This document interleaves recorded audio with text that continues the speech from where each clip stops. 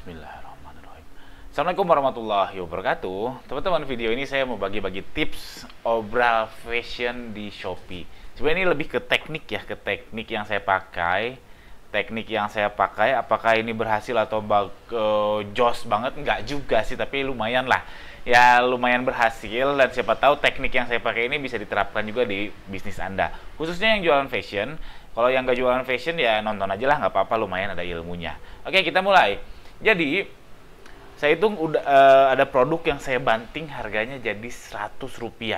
Jadi bisa dilihat ini toko saya yang baju Yuli, ada saya jual tas make up Rp100. Rp100 tuh satu koin gitu. Sekarang beli permen aja nggak Rp100. Ini seperti flash sale, padahal bukan flash sale, alias setiap hari kami jual, ini harganya Rp100.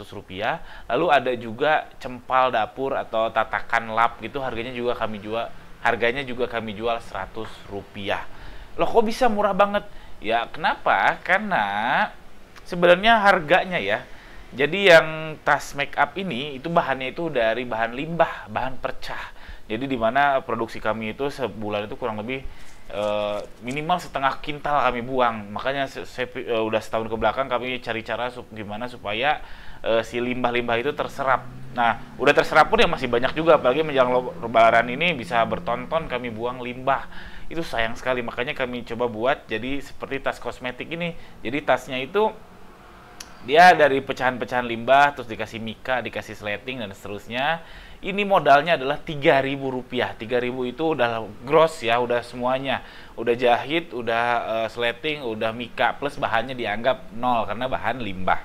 Lalu ada juga lap yang ini. Lap yang ini bahan sama dari bahan limbah juga, dari pinggiran kain dan lain sebagainya. Itu bahannya dianggap gratis dan ada ongkos jahitnya. Ongkos jahitnya itu ya sekitar Rp2.000 lah per piece. Karena kan itu tenaga orang, kita nggak bisa ya memang segitulah pasarannya kalau di Cimahi. Mungkin kalau teman-teman yang di katakanlah di Jawa Timur mungkin bisa lebih murah lagi. Jadi HPP-nya lap ini adalah sekitar Rp2.000. Nah, kenapa saya jual itu harga Rp100 atau katakanlah itu Rp0? Karena HPP-nya itu lebih kecil daripada cost per transaksi. Jadi biaya marketing saya, marketing baju Yuli ya khususnya, biaya marketing baju Yuli total dibagi dengan total transaksi itu dapat harga sekitar di 8-9 ribu per transaksi. Jadi kalau saya mau menghasilkan satu transaksi, saya keluar biaya marketing itu 8.000 sampai 9.000. Nah, sedangkan si yang barang tadi, si tas make up tadi harganya cuma Rp3.000. Artinya dia di bawah dengan cost per transaksi yang biasa saya keluarkan untuk marketing. Jadi anggap aja si barang ini tuh adalah ya marketing. Jadi harga barang itu adalah marketing. Dimana ya saya nggak iklankan si barang ini. Jadi orang yang check out ini harapannya adalah belanja juga yang lain ya, melakukan transaksi di toko kita. Jadi rugi dong? Nggak juga sebenarnya, karena tadi kan saya bilang bahwa biaya cost per transaksi kita adalah saya adalah 8.000 sampai 9.000, sedangkan yang tadi HPP-nya itu adalah 3.000. Jadi sebenarnya untung karena lebih murah untuk ngedatengin transaksi. Cuman persoalannya dia transaksinya apa? Nah, transaksinya apakah cuma lap aja yang tadi Rp100? Apakah dia cuman cuman tas make up tadi? Berarti pertanyaannya adalah basket size-nya teman-teman. Kalau basket size teman-teman rata-rata di atas 1 itu sudah oke, karena kemungkinan besar si orang tersebut check out juga produk yang lain. Apakah dia lihat dulu produk yang Rp100 itu atau lihat dulu produk yang lain, sebenarnya itu nggak terlalu masalah ya. Yang harapan terbaiknya tentu dia lihat dulu produk yang Rp100 lalu dia check out produk yang lain, itu bagus. Tapi kalau sebaliknya juga nggak masalah. Atau membuat ya nggak masalah sebetulnya. Jadi lihat basket size. Kalau basket size itu, saya itu di sekitar 1,9. Jadi nyaris 2. Jadi hampir setiap customer itu check out 2 produk tiap belanja itu check out 2 produk. Kalau saya, teman-teman silahkan hitung sendiri. Hitungnya gimana? Silahkan ulik-ulik sendiri. Yang kedua yang perlu dicek adalah repeat order rate. Jadi berapa persen sih orang yang belanja ke teman-teman, ke toko Anda, lalu belanja lagi di minggu depannya, di bulan depannya, dan seterusnya. Repeat order rate baju Yuli itu sekitar di 20% lah. Kadang ya 16-20% lah. 20% itu udah bagus, udah optimis. Nah, teman-teman harus cek repeat ordernya berapa. Jadi kalau 20% biar gampang itu dari 5 kali order dia 1 kali order lagi di bulan depannya atau di minggu depannya dan seterusnya. Jadi katakanlah ada 5 orang yang check out si Rp100 ini dan bulan depan dia check out lagi sekali lagi, mungkin check out yang lain yang ada profitnya, produk yang lain yang lebih mahal dan seterusnya. Jadi itu kenapa teknik saya membanting harga jadi Rp100 alias Rp0 alias jual gratis.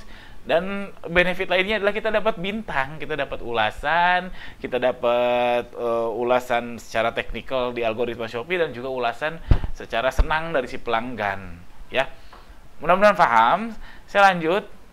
Tapi teman-teman hati-hati, itu harus set max pembeliannya 1. Jangan sampai di lossin, nanti bisa dia check out 1000 piece. Ya itu sama aja bohong. Jadi bisa di set masuk ke Shopee Seller Center, lalu di situ ada promosi saya, lalu diskon. Itu ada bisa set kita maksimal pembelian. Jadi maksimal 1 akun tuh pembelian 1.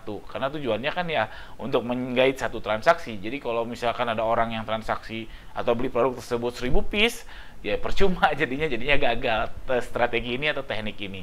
Selanjutnya saran keduanya syaratnya adalah audiensnya harus sama. Jadi kalau yang saya tadi, audiensnya kan ibu-ibu ya, khususnya ibu-ibu yang punya anak.